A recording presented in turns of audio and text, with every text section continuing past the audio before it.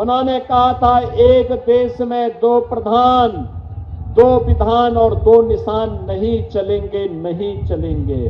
तो बंगाल कभी भारत की अर्थव्यवस्था का ग्रोथ इंजन था।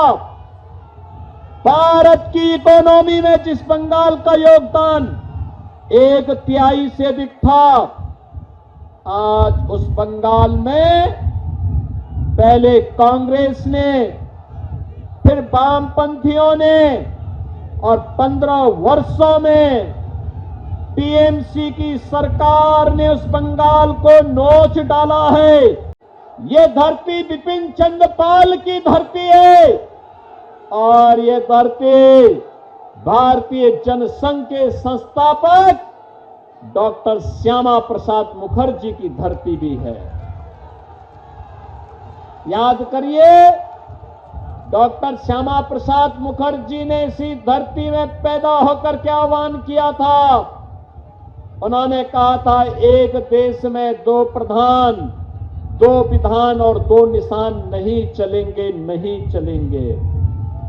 और डॉक्टर श्यामा प्रसाद मुखर्जी के सपने को साकार किया आज के देश के यशस्वी प्रधानमंत्री श्री नरेंद्र मोदी जी ने।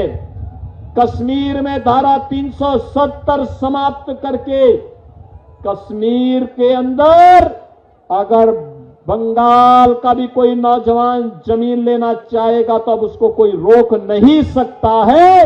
वह भी कोलकाता हो या फिर श्रीनगर, वह आराम से वहां आ जा सकता है, वहां संपत्ति खरीद सकता है। ये सपना कभी देखा था डॉक्टर श्यामा प्रसाद मुखर्जी ने और उसे साकार किया है आज प्रधानमंत्री मोदी जी ने। याद करिए, आज वही बंगाल, जो बंगाल कभी भारत की अर्थव्यवस्था का ग्रोथ इंजन था, भारत की इकोनॉमी में जिस बंगाल का योगदान 1/3 से अधिक था, आज उस बंगाल में पहले कांग्रेस ने, फिर वामपंथियों ने और 15 वर्षों में टीएमसी की सरकार ने उस बंगाल को नोच डाला है, कंगाल बना करके रख दिया है।